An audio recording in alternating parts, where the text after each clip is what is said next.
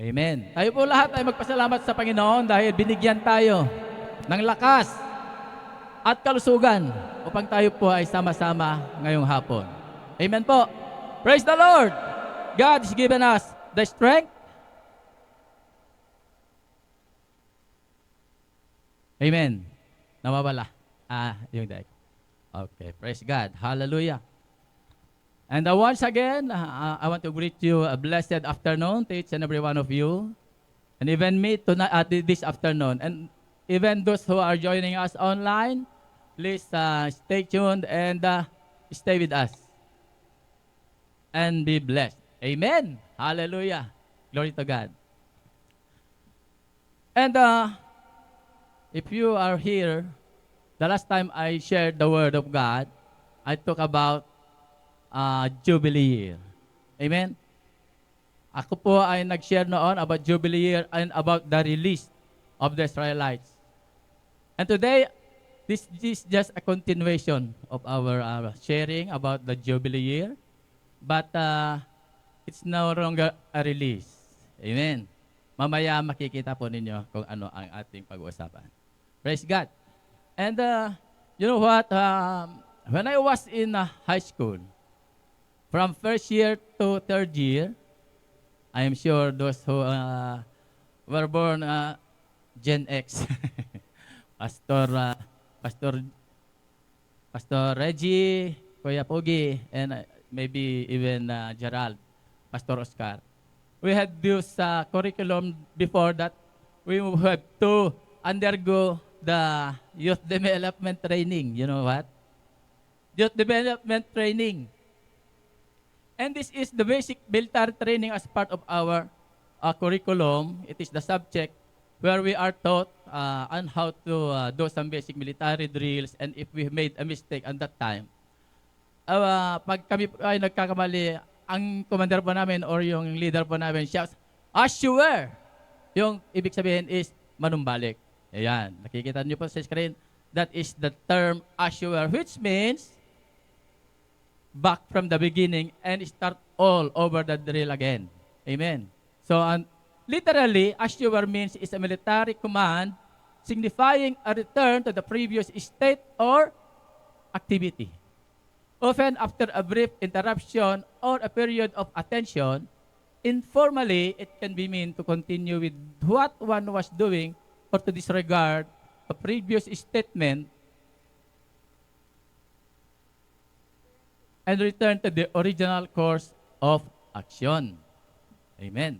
So, the phrase Ashur has its roots in military jargon, particularly originating from British English. The term came into use around the early 20th century, matagal na, no?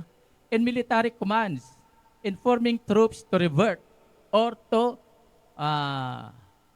get back to their previous actions or stances after a drill or formation change. That is the literal meaning of Ashur. And maybe, ngayon wala na kasing wala nang ROTC, wala nang YDT. Ang meron na is MAPE. Ano ba yan? Yung pinalit. Yung para sa extracurricular. Yan.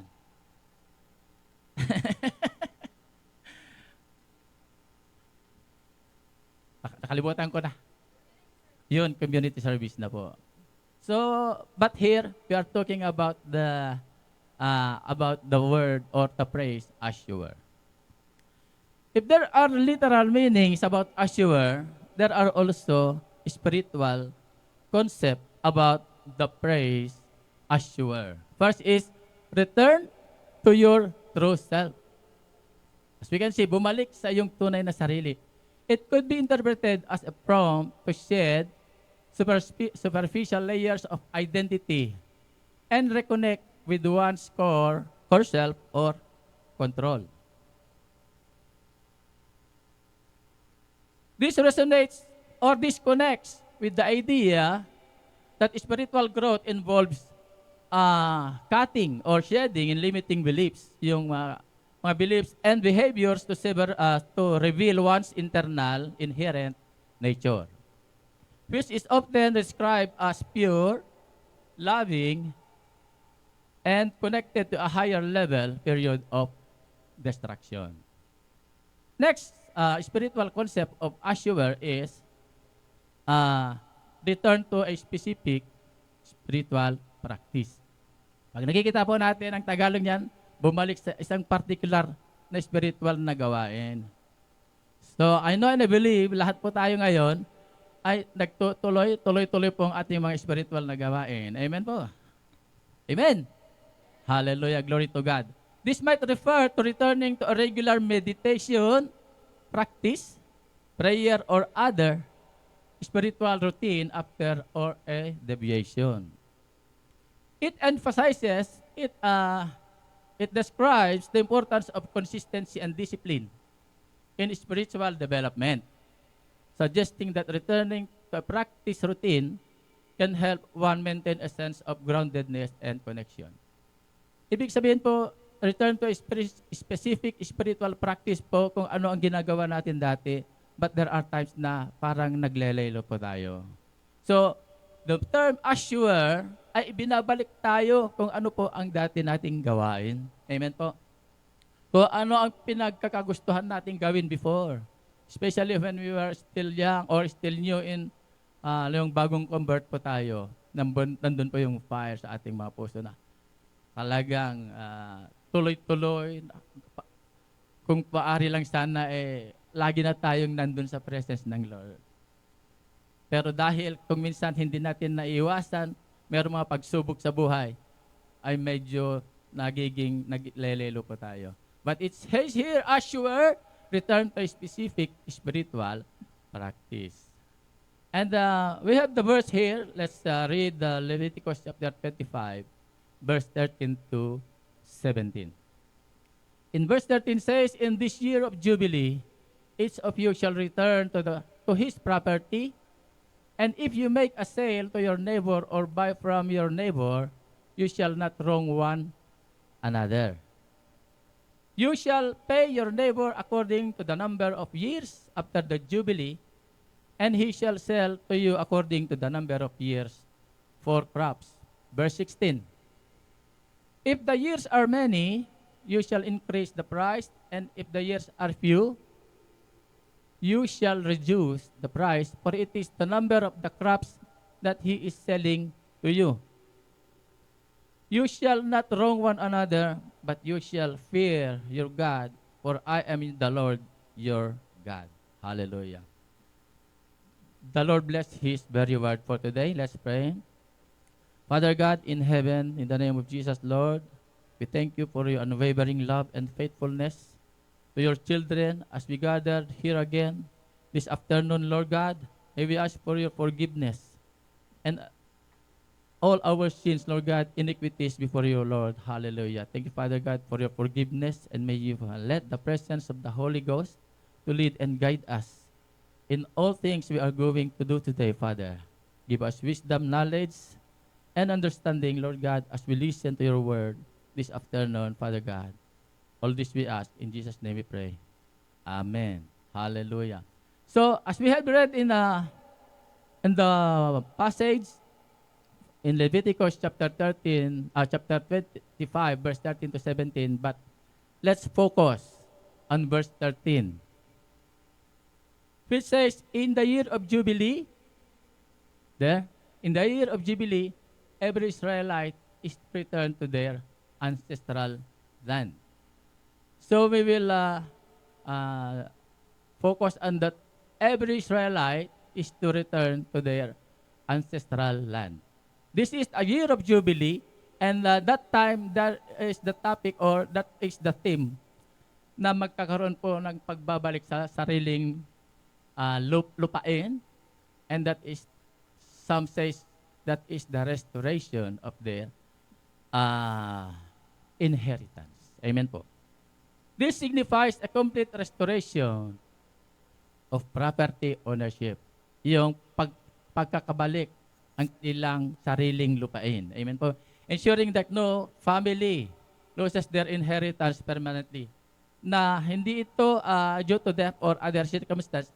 Ito ang nagpapahayag na That time, hindi pinahintulutan ng Panginoon ng every family na who sold their land, who sinanla ng mga lupa, but in the year of Jubilee, ay maibabalik po sa kanila. Amen po. So this is the significance of this, and it highlights God's concern for social and economic justice within the community, restoration, and hope. This command ensured that land ownership was reset. Land ownership was reset. Parang sa computer, no? Reset, babalik ka ulit sa pinagsimulan. Balik sa simula. Allowing families to reclaim their ancestral inheritance. Amen po. So, ang ganda po ang panahon na iyon na ang mga Israelites ay nagkakaroon ng chance para maibalik sa kanila kung ano man ang nawala. The practice prevented the permanent loss of the land and helped protect the economic stability of families, reinforcing that God's design was for His people to have a continual through in the promised land. Kailangan continuous na magkakaroon sila ng supply doon sa promised land. Hallelujah. At pag tayo po ay at ito po ay sinusundon po natin, especially in the book of Leviticus, nandun po lahat ng mga blessings ng mga Israelites. Na kung minsan ay hindi natin akalain na mangyayari sa ating panahon ngayon. But we are talking about the year of Jubilee on the year or on the lives of the Israelites during the promised land. Amen po. The Jubilee year serves as a greater equalizer, breaking cycles of death and loss, and providing a fresh start to all. Ano po? Sabi niya, breaking cycles of death and loss. Dapat winawasak niya yung kung ano yung kaugalian doon na magkakaroon ng mga utang, mga wala ng mga ari-arian. But in the year of Jubilee, na ibabalik po. Lahat po. It reminded the Israelites that the land ultimately belonged to God. Amen po. The land belonged to God. Hindi po sa kahit ibang tao. It belongs to God. And they were simply caretakers of the gift. Ito kasi ay pamana ng Panginoon sa kanila. Amen. There is a historical context of this year of Jubilee. It was part of God's laws in Israel while they were preparing to settle in the promised land. Land ownership was deeply tied to family identity and security. Sa aking pagkakalam ito, yung land ownership was deeply tied to family identity because the Israel has 12 tribes. So every tribe, mayroon silang correspondent pamana or inheritance na binigay ng in-entrust ng Lord sa kanila. Amen po. But I don't know why na nakakaroon din ng bakit mayroong time na binebenta, sinasanla ang mga lupain, kanilang pag-aari that time. And what I believe is, tulad din ngayon na hindi pare-pareho ang estado ng buhay.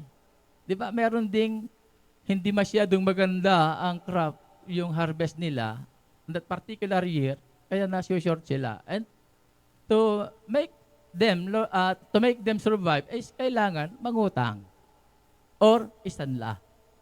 But thanks be to God, dahil magkakaroon pa ng Jubilee, year of Jubilee. Amen po. So nagkakaroon ng maganda sa kanilang buhay. The year of Jubilee was part of God's laws in Israel while they were preparing to settle in the promised land, and land ownership was deeply tied to family identity and security. Losing land could plunge or malunod a family into poverty for generations. Yung losing land, yan, pag nawala, ang lupain nila ay may possibility na sila ay talagang mahirap na habang buhay. In the ancient world, one was lost, it was rarely recovered. Yun, sa mga ninuno po natin, I remember when I was young, doon po sa community po namin, mga mayayaman, lalong yung mayayaman. Because pag kinakapos na yung kapitbahay, nangungutang doon, ang sabi ng mayaman, sige, isanla mo, ibenta mo yung lupa mo. And by that time, mahirap talaga makarecover yung nagbenta or nagsanla. Because after a couple of years or certain years, hindi na nila kayang ibalik sa kanila. So dito sa in ancient world, once was lost, is rarely recovered. But God's laws were different. The Jubilee ensured that land would not permanently change hands. Sabi dito, the land would not permanently change hands. Yung kung ano ang binigay, in-entrust ng Lord sa iyo, habang buhay sa iyo yan. Amen. Habang buhay na sa iyo, kahit ibinigay mo sa iba, o sinanla mo sa iba, because of this privilege, Jubilee year, na ibabalik sa atin. At napakaganda, mga kapatid, na sana ngayon din.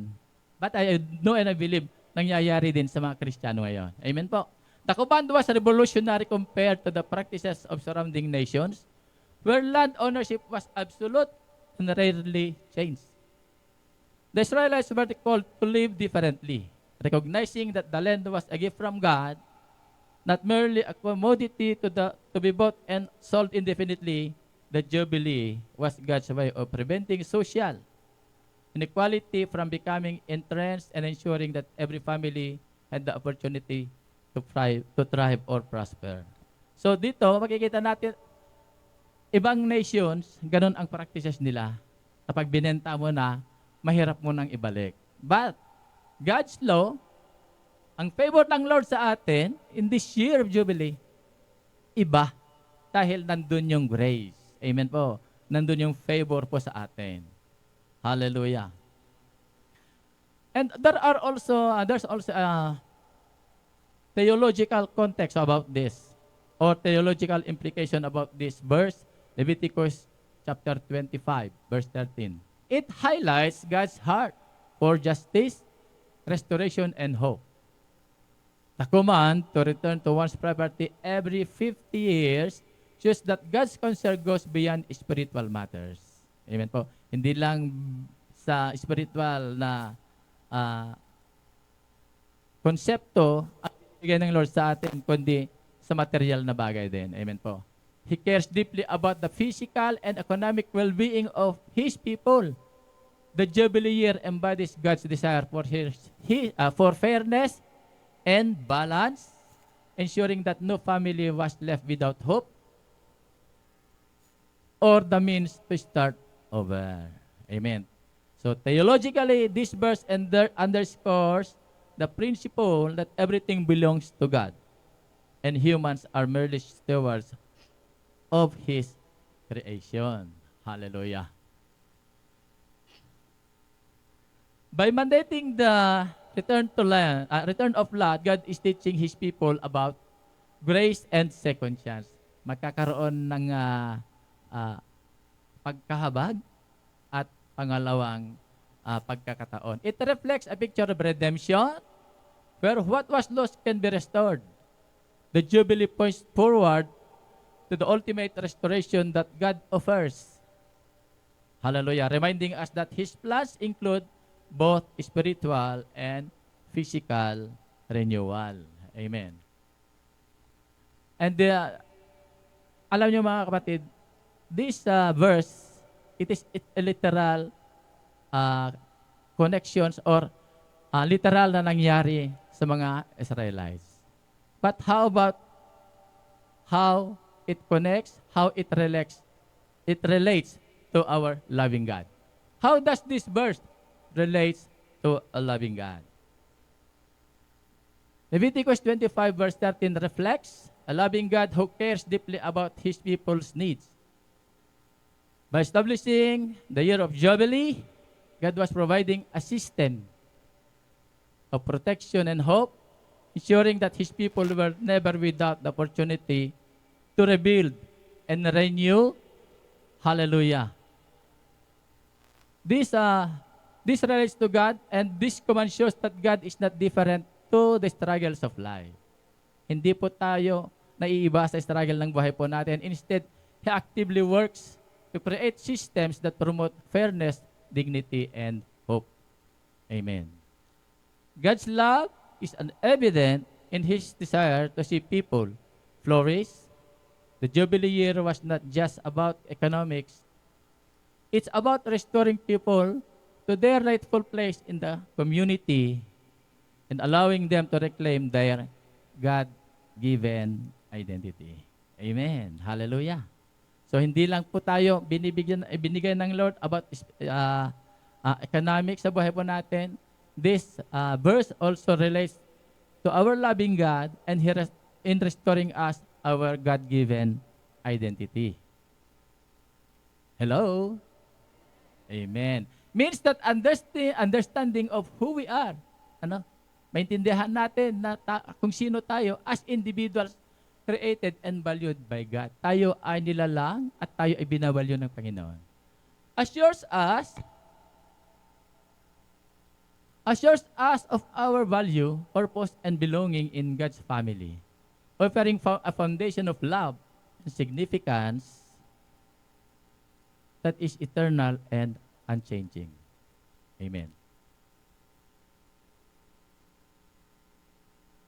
It emphasizes that every person is uniquely made in God's image, as stated in Genesis 1:27, which gives individual inherent worth and dignity.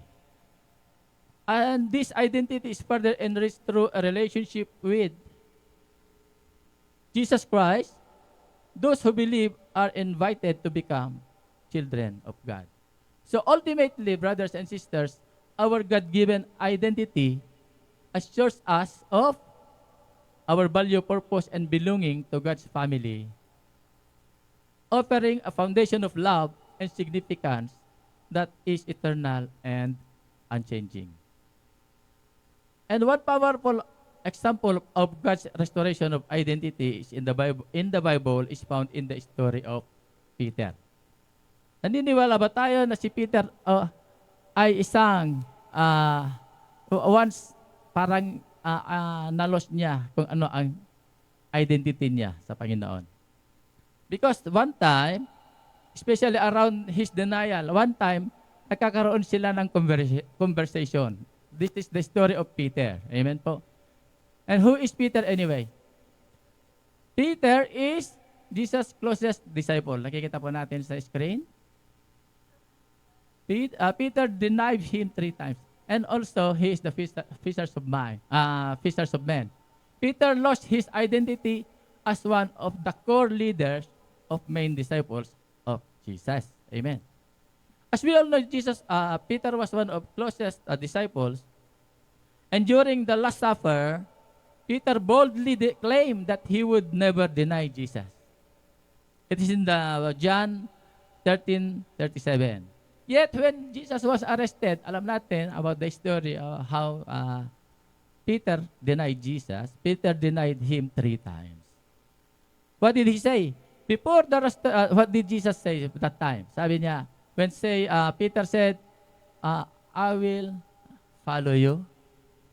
Sabi ni Peter, I will serve you. Even my life I will offer you. But Jesus said, before the rooster crow, you already denied me 3 times. At nangyari nga, di ba?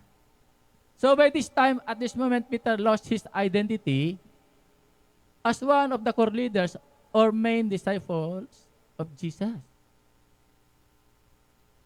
But after resurrection, Peter was restored when Jesus asked Peter in John 21, verse 15 to 17, when Jesus asked, Simon, son of Jonah, do you love me? Peter responds, yes, Lord, I love you. And Jesus said, feed my lambs. 3 times Jesus asked Peter, son of Jonah, do you love me? And Peter said, yes, Lord, I love you. Then again, Jesus said, tend my sheep. For the 3rd time, Jesus asked, Simon, son of Jonah, do you love me? Doon na natamlay si Peter. Sabi niya, Lord, you know everything. You know that I love you. And Jesus said, feed my sheep. Hallelujah. And if you could see, Peter denied Jesus 3 times.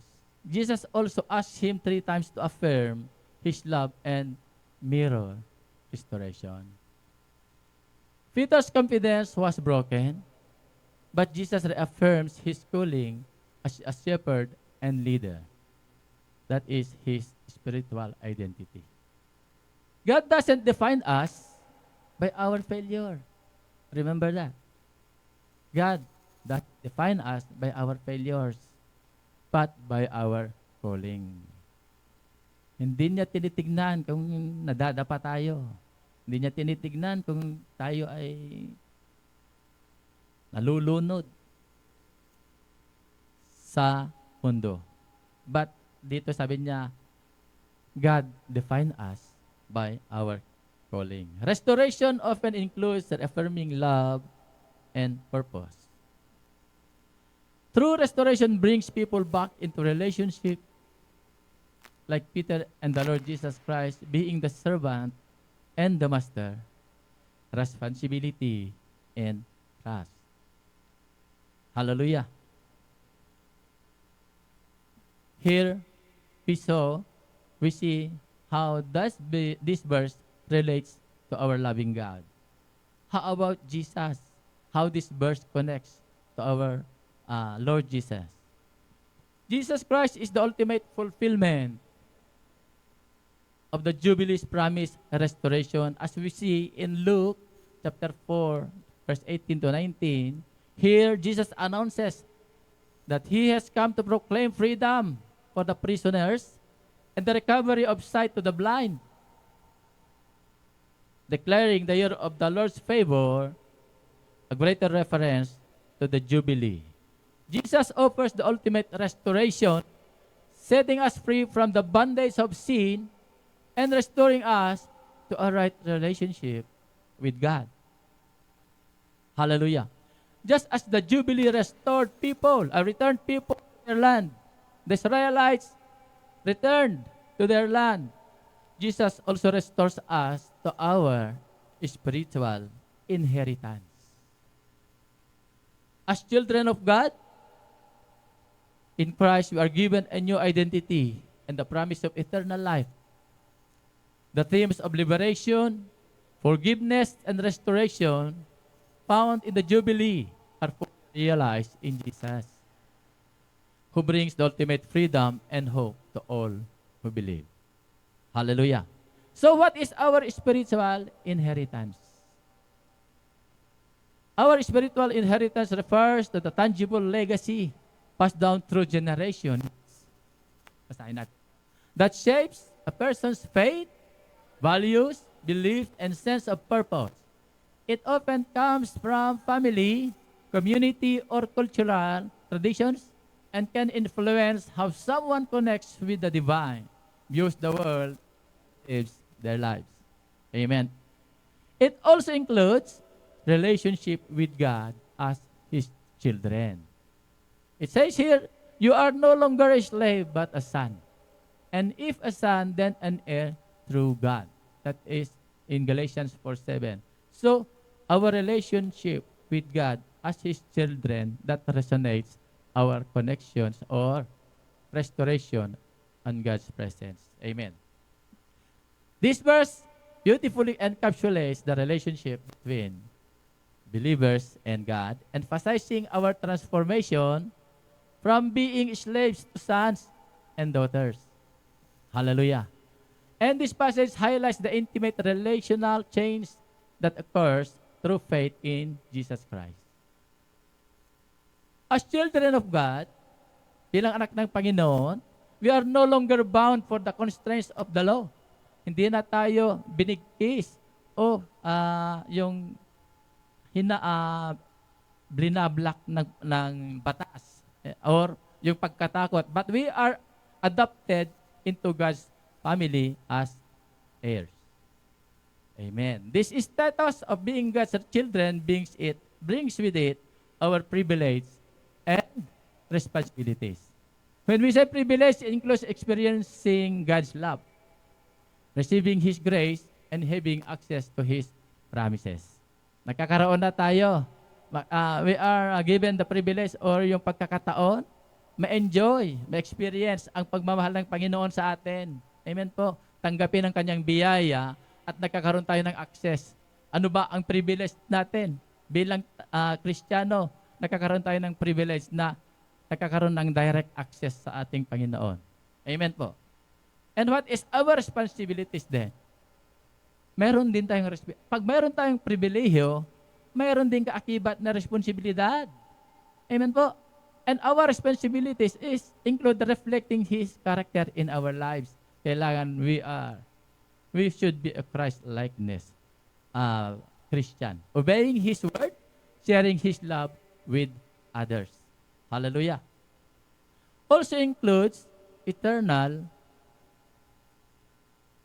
life and the kingdom of God. An inheritance that can never perish.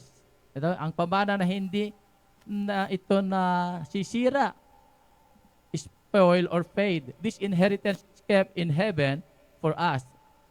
As we can see in 1 Peter chapter 1 verse 4, it says, into an inheritance which is imperishable and undefiled and unchanging, unfading, serve in heaven for you. So, anong ibig sabihin nito? Imperishable, undefiled, unfading, and reserved in heaven for you. Tignan natin kung ano ang sinasabi. Imperishable means that what God has promised us is eternal. Tama po, di ba?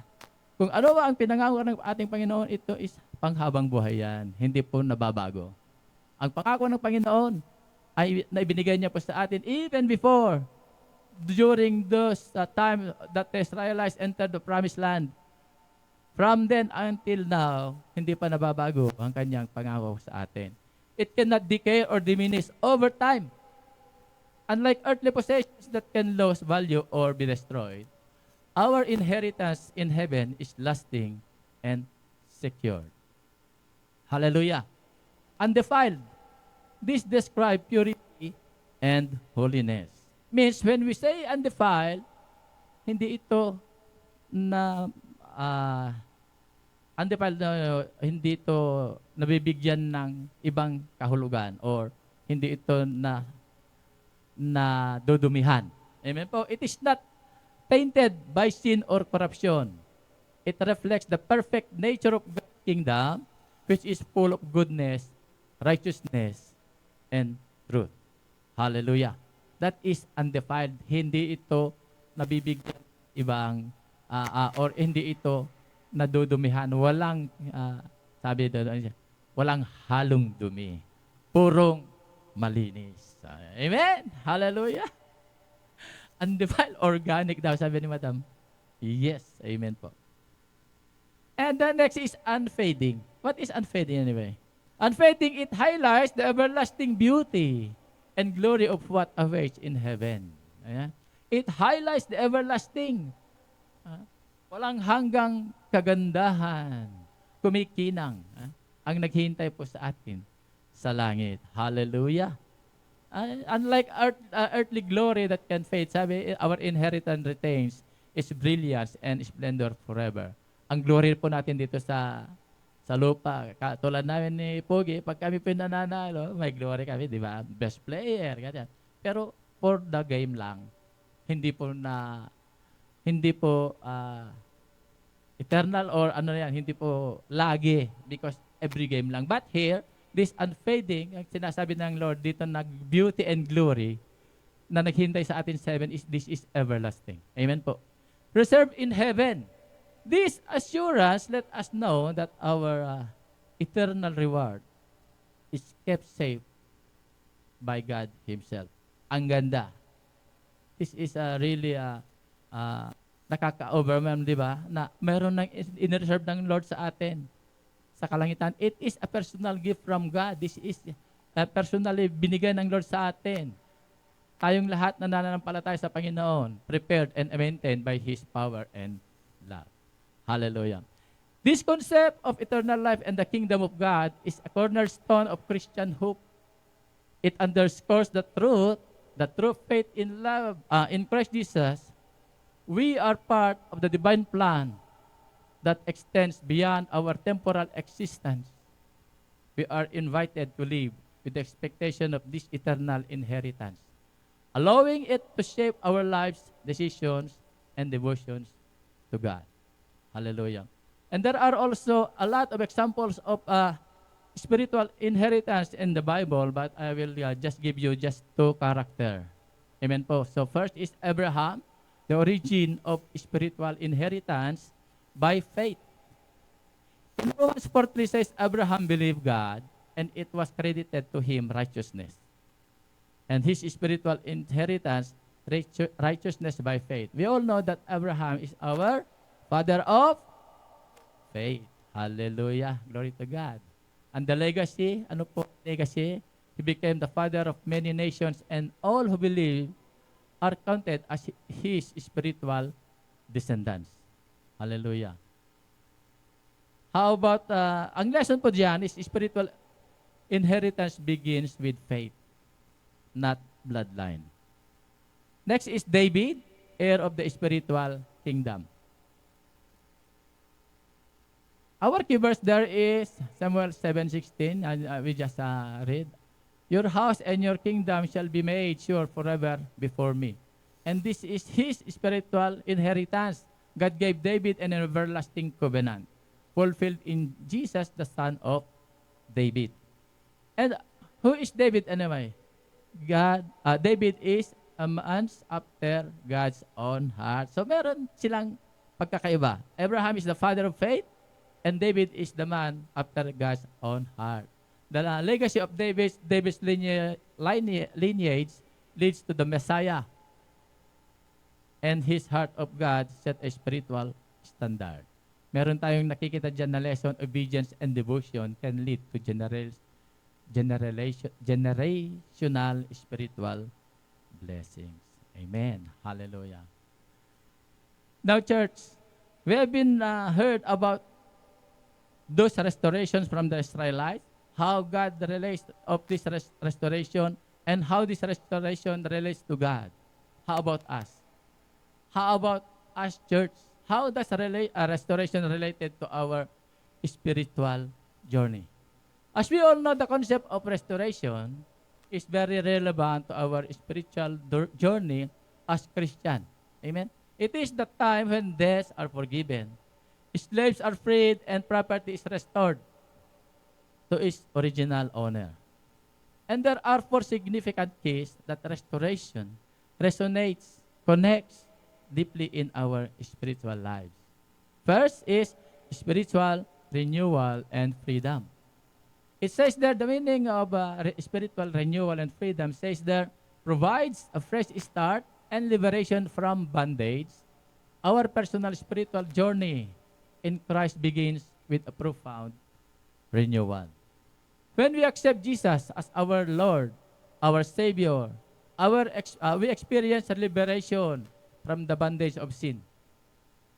It is a continual process in our spiritual walk as we grow in grace and live our new identity with Christ. Hallelujah. That is our spiritual renewal and freedom. Next, restoration to our true purpose.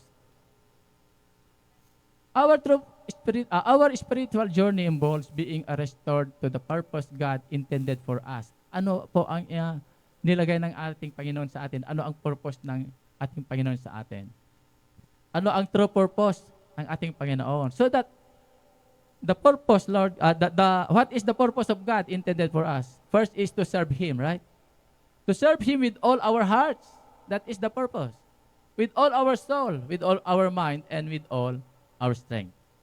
And to serve others effectively. Yung true purpose ng Panginoon, doon nakikita natin sa commandments ng Panginoon. Amen? Reflecting His love and grace to us. Hallelujah. Another is healing and reconciliation. It emphasized the importance of right relationship both with others and with God. Our spiritual journey includes healing broken relationships, forgiving others, and seeking reconciliation. As we pursue God's peace and healing in our lives, we are reminded on Ephesians 4:32, which encourages us to be kind and helpful to one another, tender-hearted. It says here, compassionate and understanding, forgiving one another, readily and freely, just as God in Christ also forgave you. Hallelujah. Pero parang may nagtatanong, pero Brother Orly, parang mahirap yan. Healing and reconciliation. Mahirap yatang gawin ito, sabi. Kasi ako ang nasaktan, parang di ko kayang patawarin. Kasi sobra ang ginawa niya sa akin. Ano? Sinira niya ang pangalan ko sa kasalanang hindi ko ginawa. Papatatawarin ko ba siya? Sabi, it seems like this is difficult to do. Because I'm the one who hurt, sabi dito, and then can I forgive him because of what he did to me? He ruined my dignity, my identity, and integrity. Sakit. Sakit. For a crime I did not commit, should I still forgive him? But he says, of course. Diba?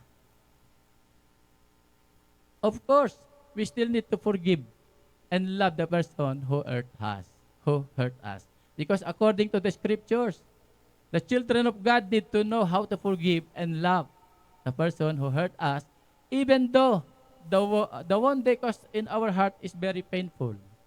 We still need to love and forget the pain. They cause so that we can have a clean and light heart that will bring us unparalleled happiness. Amen. Hallelujah. Amen. So healing and reconciliation is also part of our spiritual journey. Wala nang sakit ng loob. Amen. Marunong ba tayo magpatawad? Marunong ba tayo makipag-reconcile sa mga nakasakit sa atin? Amen. That is the true Christian. Yun ang tunay na Kristiyano. Amen. Ay, nako. Ang sakit. Anyways, next is hope for restoration and redemption. Amen. Pag-asa para sa pagpapanumbalik at pagtubos, sabi na natin. It foreshadows the complete redemption that God promises to His people, culminating in the new heaven and earth. Ito ay nagpapahiwatig ng ganap na pagtubos na ipinangako ng Diyos sa kanyang bayan na nagtatapos sa bagong langit at bagong lupa. Our spiritual journey, this hope sustains us. Hallelujah. Reminding us that God is in the process of restoring all things and that our lives are part of His larger redemptive story. Amen. Hallelujah. So, conclusion na po tayo and I hope na nasundan nyo. Amen. So, our conclusion in divine identity. If the Lord brought the Israelites to their former land, which the Lord had given them as an inheritance, then we too, brothers and sisters, have been brought back by God to our divine identity. Amen? We are God's possession. And if we are His possession, we are His allies and partners in eliminating the enemies of the Lord.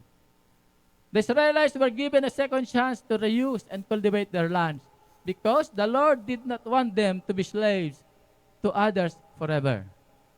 Although for some reasons we cannot explain, they were tested by time and became slaves in their own land that the Lord had given them this time. God brought them back and allowed them to prosper again so that their lives would be comfortable and meaningful. To us Christians today, brothers and sisters, although like the Israelites, we have also been tested by the enemy and lost our enthusiasm to continue serving the Lord. The fire in our hearts to declare and to share the salvation comes only from the Lord has faded. Sa madaling salita, in short, we have lost interest in continuing to serve the kingdom of the Lord because we have enjoyed the pleasures of the simple world too much and want to stay here because it is more enjoyable. Hallelujah. But the Lord said, son, enough. Anak, tama na. Return now to your rightful place. Bumalik ka na sa tama mong kinalalagyan. Return to your former beloved work. Restore the sweetness of our relationship. Ibalik mo ang tamis ng ating pagmamahalan. O, ang galing eh. Serve me again. Hallelujah. That is our true divine identity. Being an ally of the Lord. We are His solid supporter, one friend, and member of His forces to defeat the enemies. Hallelujah. We are God's bond servant. Amen. Hallelujah. Spiritual inheritance, the Israelites inherited their farmland from the Lord and lived there. This was the promise of a land flowing with milk and honey, meaning the land the Lord gave them was truly abundant and their harvest were plentiful year after year. This was the inheritance from the Lord. The Lord restored their inherited land. For us today, Christians, we are the Christian of the Lord. Although we once lived in a simple world, minsan tayo ay nabuhay sa mundo, following the desires of our flesh. Sinusunod natin kung ano ang ginagawa, ang pita ng ating laman. We were mired in the abyss of darkness. Tayo ay nalunod sa kumunoy ng kadiliman. Separated from the Lord's house, tayo ay nawalay sa tahanan ng Panginoon and deprive our inheritance from the Lord God. Pero dahil sa pagmamahal ng ating Panginoon, because of a father's love for his children, we had gone astray due to the lies of this world. Tayo po ay nawala dahil sa kasinungalingan ng mundo. He gave us His most beloved Son. Tayo ay nawala pero dahil sa pagbibigay ng ating Panginoong Diyos sa kanyang kaisa-isang anak. So that tayo po ay ma-redeem sa ating mga kasalanan at tayo ay manumbalik sa ating relasyon sa ating Panginoon na nasa heaven. He restored our spiritual inheritance. The legacy, we are co-heirs of the kingdom of the living God. Hallelujah. This is our spiritual inheritance. Let's always stand. Hallelujah, Jesus. Glory to God. Hallelujah. Thank you, Jesus. Thank you, Lord. Thank you, Father God. Hallelujah.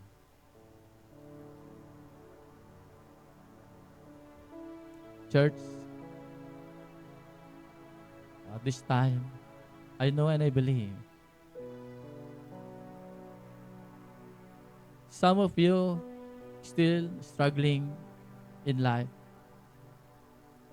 be it financially, materially, emotionally, spiritually. Those are the lies of the world.